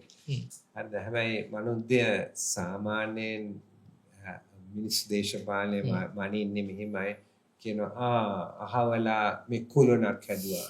ගොඩනැගිල්ලක් හැදුවා. පාරට තාර දාලා දුන්නා. එහෙමයි මනින්නේ. පේන දෙයක් තියෙනවා. හැබැයි ඇත්තටම සිස්ටම් චේන්ජ්. ඒ කියන්නේ අපි මොකක් හරි වෙනසක් කරනවා නම් නීතිමය රෙගුලාසි වලින් වෙන්න පුළුවන්. ඒකෙන් ආර්ථික ප්‍රතිඵලයක් තියෙන්න පුළුවන්. සිස්ටම් චේන්ජ් එක හැමෝටම බලපානවා. පාර හැදුවොත් ඒ පාර පාවිච්චි කරන්න අයට විතරයි. ගොඩනැගිල්ලක් දැම්මොත් ඒ ගොඩනැගිල්ල පාවිච්චි කරන අයට විතරයි. නමුත් සිස්ටම් එකේ වැඩ කරනවා. හැබැයි හුඟක් කඩේ ඒක පේන්නේ නැති නිසා මිනිස්සු කියනවා. ඉතින් මම සාමාන්‍ය දේශපාලනඥයෙක් හැටියට පාරවල් 100 ගණනක් හැදුවා මනෝත්ය. ඒ වගේම ආගමික සිද්ධාස්ථානවල යටිතල පහසුකම් වලට හුඟක් උදව් කළා. පාසල් වලට අධ්‍යාපනයේ තියෙන පාසල් වලට හුඟක් උදව් කළා. නමුත් ඒවා මං හිතන්නේ ඒව වලින් මේක මනින්න බෑ. මේක හුඟක් අය මේ වලින් මනින්න බලලා තියෙන්නේ. හැබැයි මම මැක්‍රෝ ආර්ථිකය දිහා බලපුවාම මම වැඩ කළේ මංගල සමරවීර මැතිතුමා එක්ක අපි එකට වැඩ කළා. ඔහු නායකයෙක්. හැබැයි ආර්ථික විද්‍යාවේ මුදල් පිළිබඳ මම ඔහුට හුඟක් උදව් කළා. ඒතර අපි මොනවද කළේ මැක්‍රෝ ආර්ථිකය මේව කරන්න රටේ බදු ආදායම අපි ගෙනිච්ච. බදු ගෙවන සංඛ්‍යාව අපි වැඩි කළා. මම හිතන්නේ 2017-18 වර්ෂයේදී පළමුතාවට මේ ප්‍රාථමික ධනාත්මක භාවය අතිරික්තයක් මොකද ඒක තව විදිහකට කිව්වොත් ප්‍රාථමික ඉතිරිය කියලා කියන්නේ පොලි ණය ගෙවීම අයින් කරලා ආදායමයි වියදම අතර තියෙන වෙනස. ඉතින් එතනට ඒක ගේන්න හුඟක් වැඩ කළා. ඊට පස්සේ මම තාක්ෂණය දාන්න පටන් ගත්තා. ඒකත් මම උනන්දු කළා. විශේෂයෙන්ම ආදායම් බදු දෙපාර්තමේන්තුවත් එක්ක හුඟක් සාකච්ඡාව තියාගෙන ගියා. ඉතින් මැක්‍රෝ ආර්ථිකයේ පැත්තෙන් ඒක හුඟකට පේන්නේ නැහැ. මොකද ඒවා මැක්‍රෝ ආර්ථිකයේ තියෙන නිසා. ඊට පස්සේ මම තව එකක් කළා. මොකද දූෂණය ගැන හුඟක් අය කතා කරනවා. ඉතින් මම ඒක ගැන කතා කරලා අන්තිමට මම කලේ වත්කම් බැරකම් ප්‍රසිද්ධ කරන්න ඕනේ කියලා පනතක් පාර්ලිමේන්තුවට ගෙනාව පුද්ගලික මන්ත්‍රී පනතක් හැටියට. ඊට පස්සේ පසුගිය රජය අලස් දූෂණයට එරෙහිව කොමිෂන් සමහාවට අලුත් පනතක් ගෙනාවා. ඒකත් එක්ක අපි සාකච්ඡා කරලා මේ මගේ පුද්ගලික පනතේ තිබුණේ ඒවට අපි ඇතුළත් කරලා තියෙනවා. එතකොට මගේ පුද්ගලික පනත මම අයින් කළා. අපි ආණ්ඩුවයි විපක්ෂයි ඔක්කොම සහාය දීලා ඒක සම්මත කරගත්තා. ඉතින් අද හොඳ නීතියක් තියෙනවා මේ ආණ්ඩුවට. සියබොක් නීතිය අල්ලසුෂිට එරෙහිව ඒක පාවිච්චි කරලා ඒක හරහා ක්‍රියා කරන්න පුළුවන්. ඊට අමතරව මම පොඩි කතාවක් මනෝදයට කියන්න. මට අමතක වෙනවා සමහරලාට මේ කරලා තියෙන දේවල් කොහොමද එක එක්කනට බලපාන්නේ කියලා. දවසක් මම පාර්ලිමේන්තු කැන්ටිමේ ඉන්නකොට මම කෑම කකා ඉන්නකොට එකපාරින්ම අර එතන සේවය කරන එකනා මම ළඟට ඇවිල්ලා කිව්වා සර්ට මම සුදි කරන්න ආවේ කියලා. මම මොකටද මට සුදි කරන්නේ? හරිද? නෑ සර් මම දන්නවනේ සර් කරපු වැඩේ. සර් මුදල් අමාත්‍යාංශයේ ඉන්නකොට සර් දුන්න ණය යෝජනා ක්‍රමයක්. ඒ කියන්නේ විශ්වවිද්‍යාලයට යන්න අවස්ථාව නොලැබුණ අයට පුද්ගලික විශ්වවිද්‍යාලයකට යන්න පුළුවන්. අධ්‍යාපන දෙපාර්තමේන්තුවෙන් හරි UGC එකෙන් අනුමත කරපු ආයතනයක් වෙන්න ඕනේ. ඒකට යන්න පුළුවන්. එතන උපාධියකට ඉගෙන ගන්න පුළුවන්. ඒක කරන්න මුදලක් අවශ්‍යයි. ඉතින් ඒක සර් ණය යෝජනා ක්‍රමයක් දුන්නා. ඒකට පොලියක් නැහැ. අවුරුදු 10කින්ද 12කින්ද ඒක වැඩ කරන්න පටන් ගත්තට පස්සේ ඒක ගෙවන්න පුළුවන් කියලා සර් මගේ පුතා ඒක ගත්තා. මගේ පුතා ඒක අරගෙන මගේ පුතා ස්ලිට් එකට ගිහිල්ලා හරිද ශ්‍රී ලංකා ඉන්ෆර්මේෂන් ටෙක්නොලොජි ඉන්ස්ටිටියුෂන් එකට ගිහිල්ලා එතනින් උපාධියක් ලැබලා සර් ඒක විතරක් නෙමෙයි යට රැකියාවකුත් ලැබුණා. මම හිතුවා කීයක් විතර හම්බ වෙනවද යට? සර් පටන් ගන්නකොටම 60000යි. හැබැයි මාස 6කින් සර් යාව ස්ථිර කරපුවාම ඒක දෙගුණයක් වෙයි. මං හිතුවා ඔයාගේ පඩිය කීයද කියලා. හරිද? ඊයක්ලස මට පුතාට ලං වෙන්නවත් බෑ. මං සර්ට හුඟක්ම සුතිවන්ත වෙනවා. සර් මේ වගේ දෙයක් ගැන හිතලා මේ දෙයක් ආරම්භ කරපු එක. දැන් මනෝන්දය ඒක ගැන මම මෙහෙම කිව්වොත් විශ්වවිද්‍යාලයට යන්න හුඟක් අය බලාපොරොත්තු වෙනවා. ලක්ෂ 2කට වැඩි විභාගය ගන්න. 60-65ක් විතර විශ්වවිද්‍යාලයට යන්න සමර්ථ වෙනවා. එතකොට 1,70,000කට කිට්ටු වෙන්න විශ්වවිද්‍යාලයට යන්න වරම ලබනවා. සුදුසුකම් සපුර ගන්නවා. නමුත් සපුර නැතිඳ යන්න වෙන්නේ නැහැ. ඉසෙට් ස්කෝර් එක නැතිනේ. අඩුයි. ඒ කියන්නේ අපි බඳව ගන්න 40,000-45,000ක්. ඒක නිසා ඒ අය යනවා අනිත් 1,30,000 ගැන කවුරුත් කතා කරන්නේවත් නැහැ. ඉතින් මම කල්පනා කළා මේක ඇත්තටම සාධාරණද? සාධාරණද? මගේ මතයේ මගේ දැනුම හැටියට ඒක සාධාරණ නැහැ. හරිද? මොකද 1,70,000ක් සුදුසුකම් තියෙනවනේ විශ්වවිද්‍යාලයකට යන්න එයාට අවස්ථාව අපි දෙන්න ඕනේ. ඉතින් මම කිව්වා අපි එහෙනම් ණය ක්‍රමයක් දෙමුද කියලා. මම ගිහිල්ලා අධ්‍යාපන අමාත්‍යාංශයේ ඇමතිවරයයි අධ්‍යාපන අමාත්‍යාංශය කතා කරලා ඉන්නම් කියලා කිව්වහම මගේ යාළුවා මට කිව්වා ඉරාන් ඔයා ගිහිල්ලා එතන කතා කළොත් කොමිටුවක් හරි කොමිෂන් සභාවක් පිහිටුවයි කියලා කිව්වා. ඒක වෙන්නේ නැහැ. ඉතින් අපි මොනවද කළේ අපි දෙන්න කතා කරලා ඉවර වෙලා බජට් එකේ ඒ ස්පීච් එකට මේක අපි ඇතුළත් කරා. එහෙමයි ඒක ඇත්තටම පටන් ගත්තේ. පළවෙනි අවුරුද්දේ මං හිතන්නේ 200-300ක් විතර ගන්න ඇති. මං හිතන්නේ දැන් කොහොමද 10,000කටවත් කිට්ටු වෙලා ඇති. අය මං හිතන්නේ අරමුණ වෙන්න ඕනේ. ඒ ලක්ෂයකට අවශ්‍ය නම් ලක්ෂයකට ඒක දෙන්න. මොකද ජීවිතයම වෙනස් වෙනවා. ඒ පරම්පරාවම වෙනස් වෙනවා. ඒ අධ්‍යාපනයේ තියෙන අවස්ථාව. ඒ කියන්නේ අධ්‍යාපනය කියන්නේ අත්තටු ගිල්ලෙන්න කියලා කියනවනේ. මේ දැන් ඔබතුමා කිව්වනේ මනෝද්‍ය මම කතාවක් කියන්නම් කියලා.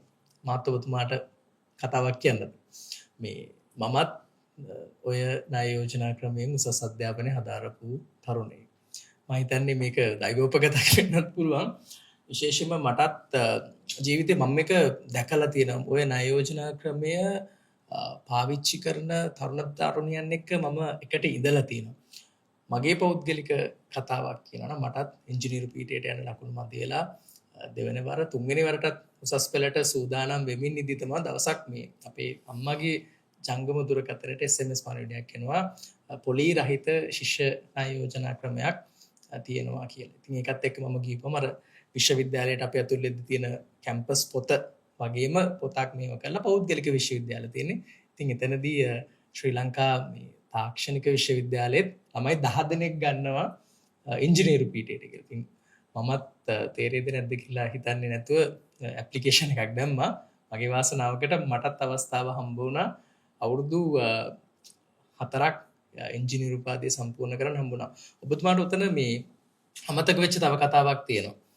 මේ දැන් ඔතනදී ගොඩක් විශ්වවිද්‍යාලවල ඔය උපාධි පාඨමාලාව දෙන මුදලට වඩා අඩු මුදලට තමයි රජයේ ආයෝජනා ක්‍රමයෙන් යන සිසුන්ට ඒක හම්බ වෙන්නේ.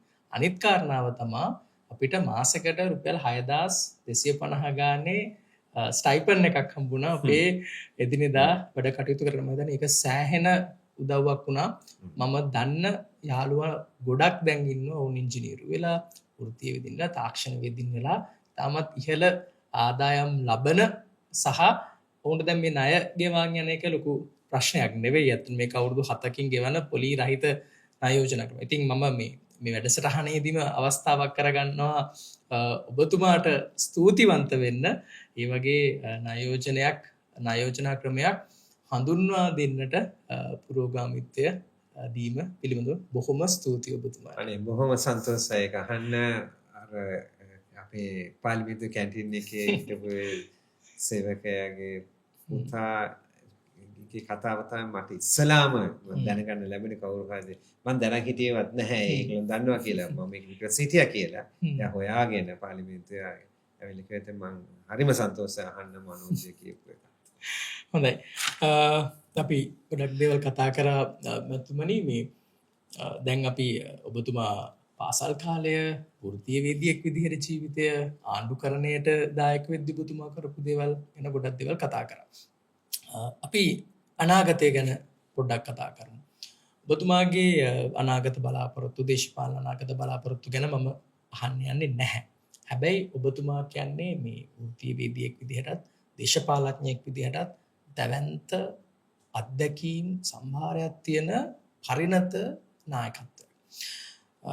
ඔබතුමාට දවසක අවස්ථාව හම්බ වුණොත් රටේ රාජ්‍ය ናයකයා වන්නට හෝ රාජ්‍ය නායකත්වයට ප්‍රධාන උපදේශකයා වශයෙන් කටයුතු කරන්නට රටේ ජනාධිපතිගේ ප්‍රධාන උපදේශකයා වෙන්න ඔබතුමාට අවස්ථාව හම්බ වුණොත් මං අහන්නේ ඔබතුමා රට ඇතුලේ වෙනස් කරන ප්‍රධාන වෙනස්කම් මොනවද? ප්‍රතිපත්තිමය වශයෙන් වුණත් කමක් නැහැ. එහෙම නැත්නම් නෛතිකමය වශයෙන් වෙන්න පුළුවන්, සමාජීයමය වශයෙන් වෙන්න පුළුවන්, අධ්‍යාපනික වශයෙන් වෙන්න පුළුවන්, ආර්ථිකමය වශයෙන් වෙන්න පුළුවන්.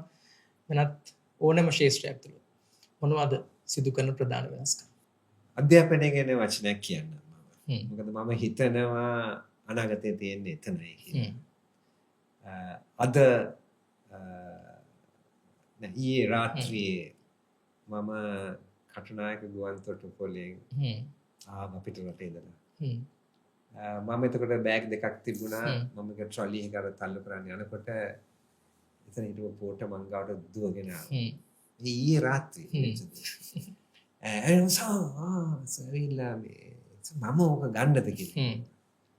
ඉතින් මම කල්පනා කළා මේක යාගේ රැකියාවනේ. මං ඒකට ගන්න මේ කාර්යය අපි යමු. ඊට පස්සේ අපිට බෝඩ් එකක් පෙන්වනවා. බෝඩ් එකක් දාලා තිබුණා එතන කෑලි 4ක් වෙනකන් එයාට ගෙනියන්න පුළුවන් රුපියල් 1000ක් තමයි ඒගොල්ලන් බලන්නේ. ඉතින් මං එයාගෙන් ඇහුවා කොහොමද මෙතන? සෝ දන්නවද අපිට පඩිපතක් ලැබෙන්නේ නැහැ මෙතන. අපිට EPF එකක් ETF එකක් නැහැ සර්. අපි ජීවත් වෙන්නේ මේක කරලා. ඒක කතා කරලා ආවා. ඇවිල්ලා මගේ වාහනය ළඟට ඇවිල්ලා මේක දානකොට මම හිතුවා සතුටුද මේ රැකියාව? සර් මම වාසනාවන්තයි. මම මොකද වාසනාව? සර් මගේ තාත්තත් මේ රැකියාව කළා. ඉතින් මෙතන වාසනාව ඇවිල්ලා තාත්තා කළා නම් තාත්තා නැති දවසට පුතාට අවස්ථාව දෙන්න කියලා. එයා ඒක වාසනාව කෙනෙක් සලකලා තමයි එතන පොට වෙලා ඉන්නේ. ඊට පස්සේ ආ කිව්වා මේ ක්‍රමයට ගියොත් මගේ පුතාටත් මේ රැකියාව ලැබෙයි කියලා. මම එකපාරින්ම එතන නතර මම යාට නතර කරලා කිව්වා ඒක ඇත්තටම වාසනාවක් නෙමෙයි ඒක අවාසනාවක් හුඟක් වෙලාවට අපි සටන් කරනවා අපි එකතු වෙලා සටන් කරනවා හරිද සමහරවිට වැඩි දිග දුර හිතන්නේ නැතුව ඒක ඇත්තට වාසනාවක් නෙමෙයි මම එතුමා එක කතා කළා එතුමා එකඟ වුණා එතුමාට මම කිව්වා ළමයි කී දෙනෙක් ඉන්නවා දෙන්නෙක් ඉන්නවා කිව්වා අවුරුදු 8යි අවුරුදු 12යි කියලා කිව්වා එතුමාම කිව්වා ඔව් මම දන්නවා මට පැහැදිලි දරුවන් දෙන්නට මම අධ්‍යාපනයක් නේද දෙන්න ඕනේ කියලා මම කිව්වා ඔව් අධ්‍යාපනයක් හුඟක් වෙලාවට අපි උළුවට දාලා තියෙන්නේ මේක අපේ වාසියට කියලා ඇත්තටම හුඟක් දේවල් තියෙනවා මේ සමාජයේ ඇත්තට මෙයාගේ වාසියට නෙමෙයි තේරුණා නේද ඉතින් ඒ අය නොමග යවනවා අධ්‍යාපනයෙන් තමයි මේ දරුවන්ගේ අනාගතය වෙනස් වෙන්න යන්නේ දැන් මොනවද කරන්න යන්නේ කියලා ඔබතුමා අහනවා හරිද එකක් ඇවිල්ලා දර්ශන හැම දරුවෙකුටම ඉහළ අධ්‍යාපනයක් දෙනවා අනිවාර්යයෙන් සමහර අය O level එක කරලා A level එක කරලා විශ්වවිද්‍යාලයට යයි අර ඔබතුමා කිව්වා වගේ අපේ අවස්ථාව තමයි හදන්නේ හුඟක් වෙලාවට ලංකාවේ කතාව තිබිලා තියෙන්නේ දැන් දශක ගණන් වලට නිදහස් අධ්‍යාපනය මම නිදහස් නෙමෙයි මම කියන්නේ අධ්‍යාපන අවස්ථාව ඉතින් මේක ඇවිල්ලා ෆ්‍රී এডুকেෂන් එක නෙමෙයි ඇක්සස් ටු এডুকেෂන් එක තමයි වැදගත් ඉතින් විශ්වවිද්‍යාලයට යන අය ඔබතුමා වගේ එයාගේ අවස්ථාව ඒක අපිට අපුල් කරන්න හැබැයි හැම දරුවෙක්ම O level A level කරන්නේ නැහැ එක එක්කෙනාට එක එක හැකියාවල් තියෙනවා ඒ කියන්නේ ඒ අය අපි වගේ විශ්වවිද්‍යාලයට යන අයට වැඩි අඩු නැහැ එක විදිහකට. ඒකේ හැකියාවන් වෙනස්. ඒ සමහර අය හරිම දක්ෂයි, හරිම ප්‍රායෝගිකයි. හරිම ප්‍රායෝගිකයි. ඒකට හුඟක් දේවල් කරන්න පුළුවන්. එතකොට ඒ අයට විශ්වවිද්‍යාල අධ්‍යාපනය ප්‍රායෝගික අධ්‍යාපනය වෘත්තීයමය පුහුණුව ලබා දෙන අවස්ථාවල් වැඩි කරන්න ඕනේ. වෘත්තීය අධ්‍යාපනය තමයි වොකේෂනල් ට්‍රේනින්. ඒකට professional and vocational it means මේ තුනට හැම දරුවෙකුටම මේ අධ්‍යාපනය අපි ලබා දෙන්න ඕනේ අපේ රටේ. ඒක තමයි අපේ දර්ශනය අනිවාර්යෙන් විය යුත්තේ. දැන් අපි මේ රටේ දශක ගණනාවකටම පතුරවලා තිනවා මෙහෙම එකක්. හරිද? අධ්‍යාපනයේ සැපයීම රජෙන් කළ යුතුයි කියලා. අධ්‍යාපනයේ සැපයීම රජෙන් පමණක් කරන්න ගියොත් කවදාවත් ඒ ඉලක්කයට යන්න හම්බ වෙන්නේ නැහැ. දැන් මනෝදය ඔබතුමාට උපාධියක් ලැබුණා කියලා. තේරුණා නේද? නමුත් හැමෝටම රජයෙන් පමණක් අධ්‍යාපනය ලබා ගන්න බෑ. ජීවිතේ කෙටි. අධ්‍යාපනය කරන්න පුළුවන් කාල සීමාව තියෙනවා. ඒ කාල සීමාව තුළ අවස්ථාව අපි හදලා දෙන්න ඕනේ. ඉතින් ඒකට අනිවාර්යෙන්. එතකොට මම මේකයි කියන්නේ. අපි එතනින් වෙන් වෙමු. මම කියනවා නිදහස දෙනවා. පුද්ගලික පාසලක් කාට හරි විවෘත කරන්න ඕන නම් ඒකත් විවෘත කරන්න. පුද්ගලික විශ්වවිද්‍යාලයක් විවෘත කරන්න ඕන නම් ඒකටත් දෙනවා අවස්ථාව. පිටරට ප්‍රසිද්ධ විශ්වවිද්‍යාලවල තියෙනවා. අපි ඒ අයට කිසිම ආරාධනාවක් දීලා නැහැ මේ රටේ. ඇවිල්ලා ඉන්න කියලා දීලා නැහැ. හරිද? මේ රටේ ඉන්න කියලා. මට මතකයි හිටපු අගමැතිතුමා මාව ඉන්දියාවේ එව්වා එකපාරක්. ඉන්දියාවේ වල කිව්වා ඉරාන් ගිහිල්ලා කතා කරලා බලන්න අපිට ඉන්දියාවේ IIT එකක් මේ රටට ගේන්න පුළුවන්ද කියලා. අවුරුදු 20කට උඩදී. මම බැංකුවේ ඉන්නකොට. දේශපාලනේ නෙමෙයි. හරිද? මම මූලික සාකච්ඡාවල් කළා. මූලික සාකච්ඡාවල් කළා යම් විශ්වවල. හැබැයි එහෙම අපි හිතන්න ඕනේ. අපි හිතන්න ඕනේ කොහොමද අපිට මේ දේවල් ඇත්තටම කරන්න පුළුවන්. මේක කළ යුතුයමයි. හරිද? අවස්ථාව අපි වැඩි කරන්න ඕනේ. හරිද? ඉතින් ඊට පස්සේ මම ලංකා පුද්ගලික ව්‍යාපාර තියෙනවා. මේ ව්‍යාපාර වලට පුළුවන් ඒගොල්ලන්ගේම ආයතන ඇති කරන්න එක්කෙනෙක් දෙන්නෙක් එක කරලා තියෙනවා විශේෂයෙන්ම ඇඟලුම් ක්ෂේත්‍රයේ හරිද? බ්‍රැන්ඩික්ස්ලා MS වගේ අය කරලා තියෙනවා. ඒ කියන්නේ වෘත්තිකයන් පිළියෙල කිරීම මම මේක පුල් කරනවා. පුල් කරලා ඒ අයට මම දෙනවා ඉන්සෙන්ටිව්ස් දෙනවා. ඒ අයට බඳව ගන්න පුහුණුවට බඳව ගන්න. රජයේ දායකත්වයක් දෙනවා. ඒතර ඒ අය ඒ පුහුණුව ලබලා ගියොත් ඒ අයට එක්ක මේ රටේ රැකියාවක් ලබා ගන්න පුළුවන් පිට රට ගියොත් ඉහළ ආදායමක් ලබා ගන්න පුළුවන්. අපේ අම්මලා අක්කලා නංගිලාව කවදාත් පිට රට යවන්නේ නැහැ ගෘහ සේවිකාවක් හැටියට. ඒක ඉවරයි. අපි පොඩි රටක් පොඩි ජනගහනයක් ඉන්නේ හැමෝටම අධ්‍යාපනයක් දෙන ඉහළ ආදායමක් ලබන. ඊට පස්සේ මම තව එකක් කරනවා.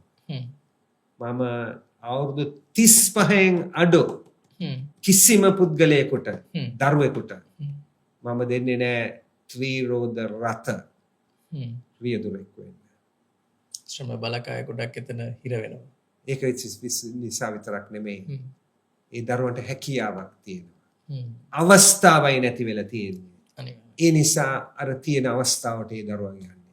දැන් මම මේක පැහැදිලි කරන්න ඕනේ. නැත්නම් වැරදියට තේරුම් අරගෙන මේක කරකෝලා වෙන විදියට ගහයි. ඒ කියන්නේ දැන් ත්‍රිරෝද රථයක් කරන ලයිසන් එකක් කාට හරි තියෙනවා නම් ඒක හිමම තියෙනවා. නීතිය වෙනස් කරන්නේ නැහැ. මොකද ඒ අයට ඒක නිත්‍යානුකූලව ලැබිලා තියෙන්නේ. හැබැයි අනාගතයේදී අලුතෙන් එන අයට මම මේ නීතිය හදනවා. එතකොට ඒ අයට අවස්ථාවක් දෙන්න ඕනේ. ඒ අයට අවස්ථාව දෙනවා මම කිව්වා වගේ. සමහර අයට විශ්වවිද්‍යාලය, සමහර අයට වෘත්ති අධ්‍යාපනය, සමහර අයට රැකියා අධ්‍යාපනය, වොකේෂනල් ට්‍රේනින් එකක්. ඒ අයට අවස්ථාව දෙනවා. ගාක් දේවල් තියෙනවා කරන්න පුළුවන්. ඒතර ජීවිත කාලයට මේගොල්ලන්ගේ ආදායමට එක බලපාන්න යනවා. ඒ ත්‍රිරෝද රථය එලවන්න ඕනේ. හරිද? වැඩිමල් අය. වයසට ගිය අය තමයි ඒක කරන්න ඕනේ. තරුණියන්ට අපි අවස්ථාව ලබා දෙන්න ඕනේ. දැන් සමහර වෙලාවට මේ දේවල් කියනකොට සමහර වැරදි මම කිව්වා වගේ තේරුම් ගන්න පුළුවන්. අම්මලා තාත්තලා හුඟක් වෙලාවට හොඳ හිතින් තමයි දරුවන්ට දේවල් කියන්නේ. දරුවන්ට ඒක සමහර එකපාරෙම තේරෙන්නේ නැහැ. පස්සේ අවුරුදු 10 15 ගියර පස්සේ තේරෙනවා අම්මා මේක කිව්වා තාත්තා මේක කිව්වා. ඒ නිසා මට ඒකේ වාසිය තියෙනවා කියලා. මේකත් එහෙම එකක්ම තමයි. එහෙම එකක් තමයි. වැඩිමල් අයට ඒක කරන්න පුළුවන්. තරුණයන් හැමෝටම අපි අවස්ථාව දෙනවා පුහුණුව ලබලා. ඊට පස්සේ නිදහස තියෙනවා. මේ රටේ වැඩ කරන්න ඕන නම් එයාට මේ රටේ වැඩ කරන්න පුළුවන්. නැත්තම් වෙන රටකට ගිහිල්ලා ඒ අයට වැඩ කරන්න පුළුවන්. අද මොනවද වෙලා තියෙන්නේ? අධ්‍යාපන ප්‍රතිසංස්කරණය කරන්න කියලා මේ ලිංගික අධ්‍යාපනය පිළිබඳව විතරක් ලොකු සාකච්ඡාවක් ඇති වෙලා තියෙනවා. ලිංගික අධ්‍යාපනය වගේ දේවල් වලට ආපුහම හරි ඒකට අපි අම්මගේ තාත්තගේ අදහස් විමසන්න ඕනේ. ඒ වගේම අපේ සංස්කෘතියක් තියෙනවා. අපි සංස්කෘතියට සංවේදීව ක්‍රියා කරන්න ඕනේ. ඉතින් මම එතනට බහින්නේ නැහැ. නමුත් අධ්‍යාපන ප්‍රතිසංස්කරණ අවශ්‍යයි. කවුරු ගෙනවත් ඒක අවශ්‍යයි. තේරුණා නේද? කවුරු ගෙනවත්. අපි මෙතන කතා කරන්නේ රට ගැන කතා කරන්නේ. හරිද? පක්ෂ ගැන නෙමෙයි රට ගැන. ඒක අවශ්‍යයි. ඒ අධ්‍යාපන ප්‍රතිසංස්කරණ කළ යුතුමයි. හරිද? ඉතින් අධ්‍යාපනයට අපි මුල් තැන දිය යුතුමයි. දැන් ඔබතුමා සඳහන් කරපු ආකාරයට අධ්‍යාපනය තමයි මම හිතන්නේ අත්‍යවශ්‍ය වෙන්නේ අපේ රටේ මහ ජනතාවට අධ්‍යාපනයට අවස්ථාව ලබා දෙන්න. මේ ඉරාන් වික්‍රමරත්න මහත්මයානි මේ මම කියන්නේ පොදුවේ සමාජයේ තියෙන කතාවක්. සමාජයේ ඉන්න කෙනෙක් විදිහට සමාජයෙන් මට ඇහෙන කතාවක් තමයි මම ඔබතුමාට මේ සඳහන් කරන්නේ. දේශපාලඥයන් සාමාන්‍යයෙන් කැමති නැහැ මහ ජනතාව අධ්‍යාපනය ඉහළටම ලබනවට දැනුමැති පුද්ගලයන් වෙනවට කියන එක. මොකද පොදුවේ සමාජයේ මතයක් තියෙනවා මහ ජනතාව දැනුමැත්තන් වෙන්න දේශපාලඥයන්ට උන්ගේ බලාධිකාරිය පවත්වාගෙන යන්න. එහෙම නැත්නම් පරිපාලනය ගෙනියන්න අපහසු වෙනවා කියලා. නමුත් ඔබතුමා ඊට ටිකක් වෙනස් අදහසක් දෙන්නේ සියලු දෙනාටම නිදහස් අධ්‍යාපනයට වඩා එහා ගිහිල්ලා අධ්‍යාපනයට අවස්ථාව ලබා දෙන්න ඕනේ කියන එක. අධ්‍යාපනයට අවස්ථාව ලබා දෙනවා කියන්නේ සියලුම පුරවැසියන් දැනුමෙන් සන්නද්ධ වෙනවා. ඒ කියන්නේ සාමාන්‍යයෙන් අර සමාජයේ තියෙන මතයට විරුද්ධ මතයක් තමයි ඔබතුමා මේ දෙන්න උත්සාහ කරන්නේ. ඒ හින්දා මේ ඔබතුමා විශ්වාස කරනවා මිනිස්සු දැනුමෙන් සන්නද්ධ වුණාම මිනිස්සු ප්‍රශ්නවලට විසඳුම් හොයාගන්න පටන් ගනි. මිනිස්සු අලුත් හැකියාවන් කුසලතාවයන් වැඩි දියුණු කරගනි. ඒ හරහා රටේ තියෙන ප්‍රශ්නවලට විසඳුම් මිනිස්සු විසින්ම සොයාගනි කියන කාරණාවද ඔබතුමා මෙහිදී අපිට කියන්න උත්සාහ කරනවා. ඔව්. ඉතින් මනෝද්‍ය කියන එක හැම දේශපාලනයක්ම මෙතන නැහැ මනෝද්‍ය. හැම පක්ෂේම වගේ සමගි ජන බලවේගයේ එක්සත් ජාතික පක්ෂය, ශ්‍රී ලංකා නිදහස් පක්ෂය, SLPP එකේ අනිත් පොඩි පක්ෂවල ඉන්නවා අධ්‍යාපනයේ තියෙන හොඳ පිරිස. තේරුණා නේද? එතකොට මේ හැම පක්ෂේම වගේ ඉන්නවා ඒ වගේම පිරිස ඉන්නවා. අර මනෝදේ කියපු අදහස තියෙන අය ඇති. හැබැයි අපිට ඒ අයට ඉඩ දෙන්න බෑ. අපි ලංකාවට මනෝදය තියෙනවා විශේෂ දේවල් දෙකක්. unique selling proposition කියලා කියනවනේ. හරිද? ඒකක් ඇවිල්ලා අපේ භූගෝලීය පැවැත්ම. හරි. දෙවෙනි එක ඇවිල්ලා අපේ ජනගහනය. පොඩි රටක් පොඩි ජනගහනයක් තියෙනවා. එතකොට ඒ අයගේ ජීවන තත්ත්වය ඔසවන්න නම් අනිවාර්යෙන්ම ඒ අයට අවස්ථාව අපි ලබා දෙන්න ඕනේ. ඒ අධ්‍යාපනය මම කිව්වා වගේ විශ්වවිද්‍යාලෙම වෙන්න ඕනේ නැහැ. උතිය වෙන්න පුළුවන් නැත්නම් ඒක ප්‍රොෆෙෂනල් වොකේෂනල් වෙන්න පුළුවන් දෙන්නම ඕනේ. ඒක දුන්නොත් තමයි මේ වෙනස අපිට ඇත්තටම කරන්න පුළුවන්. ඉතින් මම හිතන්නේ මේක කරන්න පුළුවන් කරන්න බැරි එකක් නෙමෙයි. අනිවාර්යයෙන්. අපි මේ අධ්‍යාපනයත් එක්කම දැන් ඔබතුමාගේ විශේෂඥ දැනුම තියෙන්නේ මේ මූල්‍ය පැත්තේ නැත්නම් ආර්ථිකමය ගැටලු සහ ආර්ථිකමය දේවල් සම්බන්ධව. ඔබතුමා ඒ වගේ බලපෑම් කළ හැකි තැනකට පත් වුණොත් අනාගතයේදී ආර්ථිකමය වශයෙන් මොනවද වෙනස් කරන්න බලාපොරොත්තු? ඔව් ඉතින් එකක් ඇවිල්ලා දැන් මැක්‍රෝ ආර්ථිකය පාලනය කරන්න ඕනේ. ඒතර IMF එකේ වැඩ පිළිවෙල තියෙනවා. ඒතර කතා කරන්නේ අර කිව්වාගේ ප්‍රාථමික ඉදිරිය ගැන, ආදායම වැඩි කිරීම ගැන, ණය අඩු කිරීම ගැන, ඒක දළදේශීය නිෂ්පාදනයේ 90% කණුපාකට කරගන්න ඕනේ. තව වර්ග 7-8ක් යනකොට ඉතින් මේ වගේ දේවල් වියදම් කරන ප්‍රමාණය දළදේශීය නිෂ්පාදනයේ 13කට වැඩිය අඩු වෙන්න ඕනේ. ඒක ඔක්කොම හොඳයි.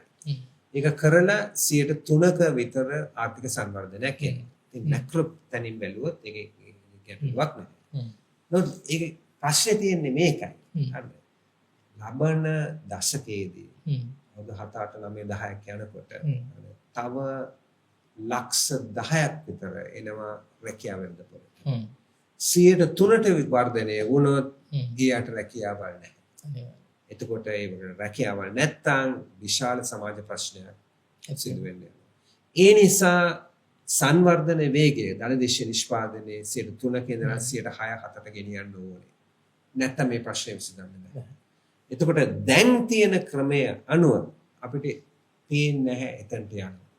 ඉතින් ඒක කරන්න නම් හරිද? දෙකක් තියෙනවා බලන්න. එකක් ඇවිල්ලා රාජ්‍ය අපිට පුළුවන් ද රාජ්‍ය ආයෝජනය වැඩි කරන්න. ඒක කරන්න බෑ. අර කියපු සීමාවල් නිසා. ඒක ලොකු ගැටලුවක් ලොකු ප්‍රශ්නයක් ඒක කරන්න බෑ. හැබැයි එක දෙයක් කරන්න පුළුවන් ගුණාත්මක භාවය වෙනස් කරන්න පුළුවන්. පසුගිය කලක අපි හැමතිස්සෙම දැම්මේ යටිතල පහසුකම් වලට. දැන් එතනට මුදල් දාන්න බෑ, අලුත් ඒවලට කරන්න බෑ. නමුත් තියෙන යටිතල පහසුකම් කාර්යක්ෂම කරන්න ඒවවලට මේන්ටේන් කරන්න ඒවට තමයි ඒ මුදල් දාන්න ඕනේ. එතන ඒව වැඩි වැඩියෙන් භාවිතා වෙන්න පුළුවන්. ඒකේ ආර්ථික ප්‍රතිලාභයක් ලැබෙනවා.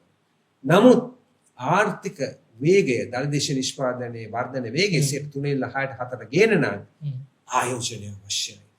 ඒතර ආයෝජනය ලබා ගන්න රාජ්‍ය ව්‍යවසාය කතාව විතරයි තම ක්‍රියාවලියක් මොකද කරන්නේ නැහැ. එතකොට මම මේක පැහැදිලිව කියන්න ඕනේ. මම ශ්‍රී ලංකා ගුවන් සේවය ගැන කතා කරනවා. මම ඒක බාරව කෙටි කාලයකට ඇමති කෙනෙක් හැටියට හිටියා. ශ්‍රී ලංකා ගුවන් සේවයේ සේවාව ඉහළමයි.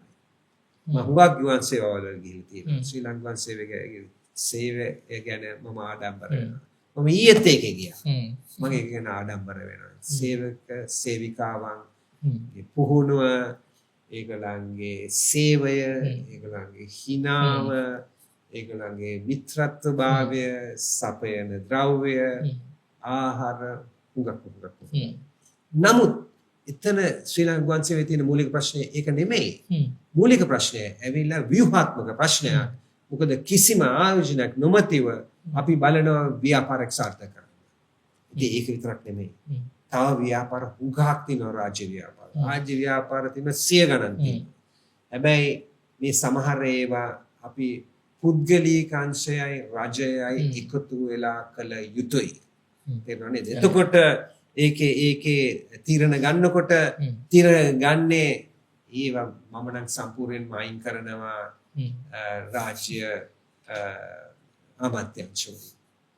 ඒවා එක තැනකට ගේනවා. රාජ්‍ය අමාත්‍යාංශ වලින් වයින් කරලා බලනවා පුද්ගලික ආයෝජනයත් ඒ වලට එකතු කරන්න. ඒ වගේම පුද්ගලික කළමනාකාරීත්වයේ තීරණ ගන්න දේශපාලන අත ගැසීම් නැතුව. ඉතින් රාජ්‍ය සේවය ගැන මෙතන මම කතා කරන්නේ. නමුත් මේක 4 ගෙනියන්න නම් විදේශ ආයෝජනය අත්‍යවශ්‍යම අවශ්‍යයි. ලංකාව මොනවද අපිට ඩොලර් බිලියනයක්වත් තාම ලබා ගන්න අමාරුයි අවුරුද්දකට. වියට්නාමය ගිය අවුරුද්දේ බිලියන 20යි. මේ අවුරුද්දේ බිලියන 25ට 20යි 25දී. හරිද? මම තාම අවසාන ඉලක්කම් දැකලා නැහැ. මම හිතන්නේ බිලියන 25කට කිට්ටු වෙයි. අපි මේ බිලියන සටන් කරන්නේ. ඉතින් පේනවා අපි කොච්චර පිටිපස්සෙන්ද මේකේ සිටින්නේ කියන එක. ඉතින් මේ ආයෝජනය ලබන්න නම් මොකක්ද දේවල් තියෙනවා කරන්න. එකක් ඇවිල්ලා අපේ අපනයනය වැඩි කරන්න. අපනයනය වැඩි කරන්න අපි අපනයනය දැන් මෙහි නිෂ්පාදනය කරනවා නම් යමක් අපි මේ නිෂ්පාදනයේ ටැක්ස් එක ඉම්පෝර්ට් ටැක්ස් එක අපි අඩු කරන්න කළ යුතුමයි. ඒක අපනයනය කරුවාට කියන ටැක්ස් බෙනිෆිට්ස් දෙන්න ඕනේ. ඔව් අපේ පහසුකම් සලපා.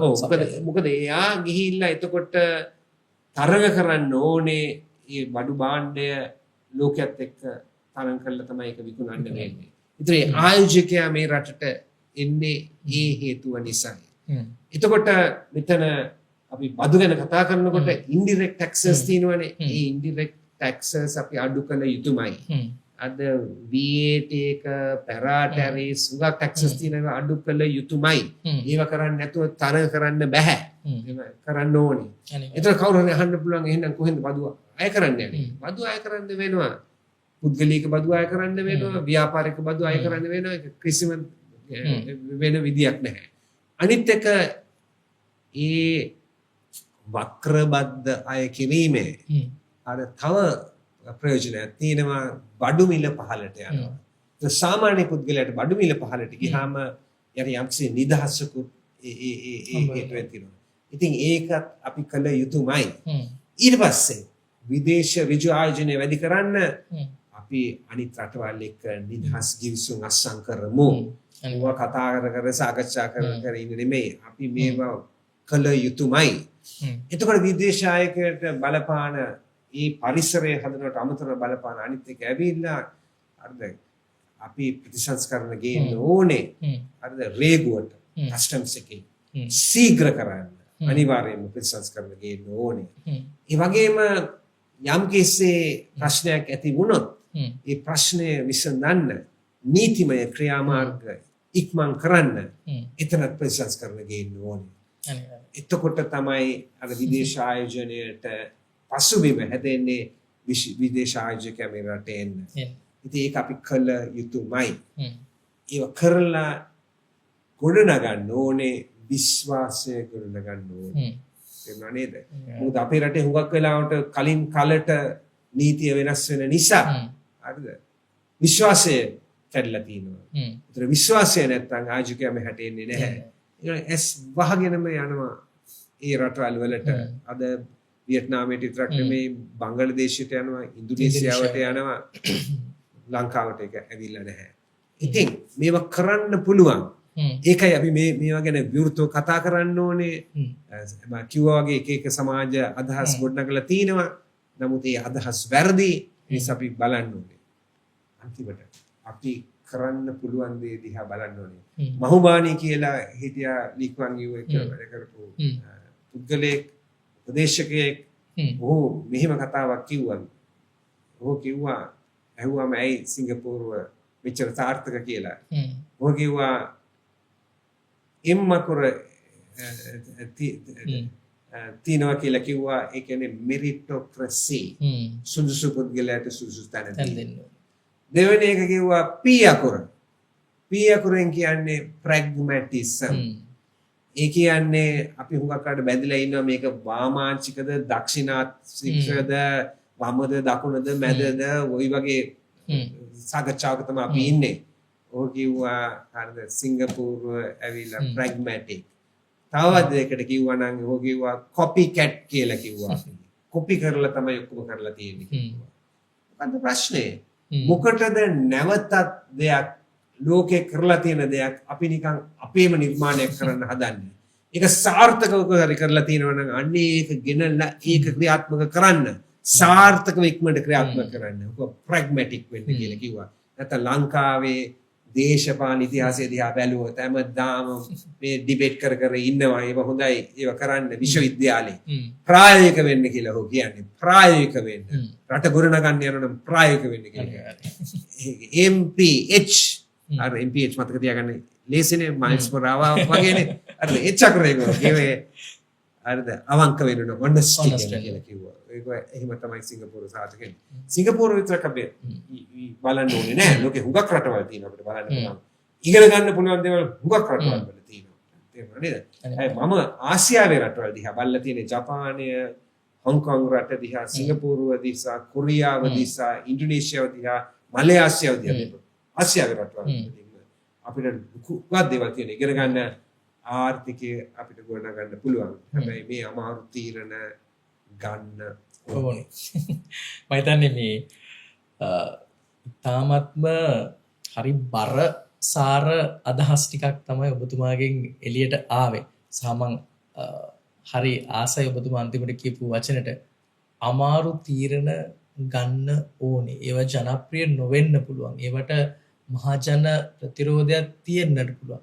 හැබැයි අපි කියනෝනේ ලෙඩේ හොඳ වෙන්න නම් තිත්ත කසාය බොන්න ඕනේ. ඉතින් අමාරු තීරණ ගන්න අපි විශ්වාස කරනවා අනාගතයේ හෝ වර්තමාන පාලකයන්ට හෝ රට කරවන තැනැත්තන්ට අමාරු තීරණ ගන්න ඒ ශක්තිය ලැබේවා කියලා අපි ප්‍රාර්ථනා කරනවා. හොඳයි. මම හිතන්නේ අපි දැන් දේශපාලනය ගැන වෘත්තීය ජීවිතය ගැන ගොඩාක් දේවල් කතා කරා සහ ඔබතුමාගේ දැක්ම කොයි වගේද කියන එකත් කතා කරා. දැන් ඉරානි වික්‍රමරත්න මහත්මයා මම මේ වැඩසටහනේ අන්තිම භාගයට තමයි යොමු වෙන්නට යන්නේ. මම සාමාන්‍යයෙන් මේ වැඩසටහනට සහභාගී වන ආරාධිතයෙක්ගෙන් එක ප්‍රශ්නයයි මේ ඊළඟට අහන්න යන ප්‍රශ්නේ අහන්න. හැබැයි ඔබතුමාගේ මේ ප්‍රශ්නය දෙවිදිහකට එහෙම නැත්නම් මේ ප්‍රශ්න දෙකක් කරලා අහන ප්‍රශ්න දෙකක් විදිහට අහනවා. ඉරාන් වික්‍රමරත්නට මොකද්ද දෙන්න තියෙන පණිවිඩය? එහෙම නැත්නම් උපදේශය අනාගතයේ දක්ෂ සාර්ථක වෘත්තීය වේදියෙක් වෙන්න සිහින දකින බලාපොරොත්තුවෙන් ඉන්න තරුණයෙක්ට හෝ තරුණියකට දෙන්න තියෙන. එක පළවෙනි එක. මම කියන්නේ වෘත්තීය වේදියෙක් වෙන්න එක හොඳයි. නේද? ඒ දර්ශනයේ සිහිනය තියෙනවා නම් ඒ ගමන යන්න. හැබැයි ඒක අවංකව කරන්න.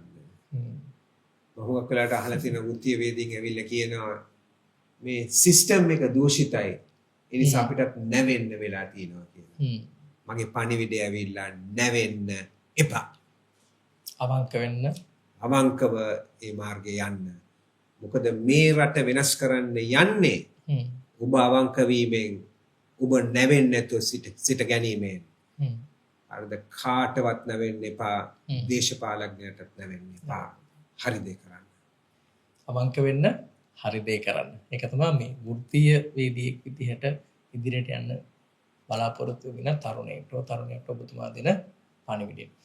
දෙවෙනි කොටසෙම නැත්නම් දෙවෙනි ප්‍රශ්නේ මේ අහන ප්‍රශ්නේ අනාගතයේ දවසක පරිණත රටට වැඩක් කරන්න බලාපොරොත්තුෙන් සිටින එහෙම නැත්නම් දේශපාලන ශාස්ත්‍රයට පිවිසෙන්නට බලන් ඉන්න තරුණයෙක්ට හෝ තරුණියකට ඔබතුමාට දෙන්න තියෙන පණිවිඩය මොකක්ද?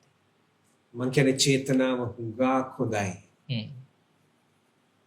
දේශපාලන ක්ෂේත්‍රයට එන්න කැමති නම් ඒ තරුණයෙක් ඉන්නවනම් මං කියන්නේ මුල් කාලයේදී අධ්‍යාපන කටයුතු අවසන් කරන්න.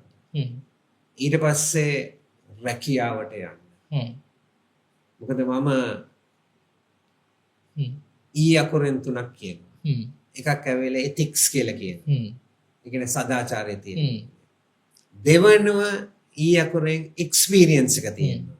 ඒකයි මම ඒ තරුණයට කියන අධ්‍යාපනයේ පස්සේ රැකියාවට යන්න, ව්‍යාපාරයට යන්න, තමුන් අලුත් එකක් පටන් ගන්නවා නම් ඒක කරන්න. experience එක අවශ්‍යයි. තුන්වෙනි අකුර තමයි අධ්‍යාපන education. හරිද? හැබැයි ඒක කළ යුතුයි. ඉතින් මම ඒ අයට කියන්නේ ඒකත් ලබන්න. ඊට පස්සේ තමයි මහජන සේවයට පිවිසෙන්න ඕනේ. මොකද එතකොට කල්පනා කරලා තිනවා, හිතලා තිනවා, වාද විවාද කරලා තිනවා, ඊට පස්සේ ගිහිලා වැඩ කරලා තිනවා, ක්‍රියාත්මක වෙන්නේ කොහොමද කියලා දැකලා තිනවා, උපක්‍රම සැලසුම් දැකලා තිබෙනවා, නීතිය පිළිබඳව අවබෝධයක් තියෙනවා, කම්ප්ලයන්ස් පිළිබඳව අවබෝධයක් තියෙනවා, තාක්ෂණය පිළිබඳව අවබෝධයක් තියෙනවා, කොහොමද දැකීම. ඊට පස්සේ දේශපාලනයට. එතන්නේ සදාචාර සම්පන්න වෙන්න ඕනේ, අත්දැකීම් ලබා ගන්න ඕනේ, අධ්‍යාපනය ලබා ගන්න ඕනේ. පරිණත වුණාට පස්සේ මේ හැමදේම සන්නද්ධ වුණාට පස්සේ දේශපාලනයට පිවිසෙන්න. හොඳයි. මම හිතන්නේ ඊටම හොඳ උපදේශයක් දුන්නේ. මම අර කලින් ඔබතුමාට සඳහන් කරේ මම මේ ප්‍රශ්න සාමාන්‍යයෙන් මම මෙතන ආරාධනා කරන වෘත්තීය වේදීන්ට, නවෝත්පාදකයන්ට, ව්‍යවසායකයන්ට, විවිධ ශාස්ත්‍රවල පුද්ගලයන්ට ආරාධනා කරනවා.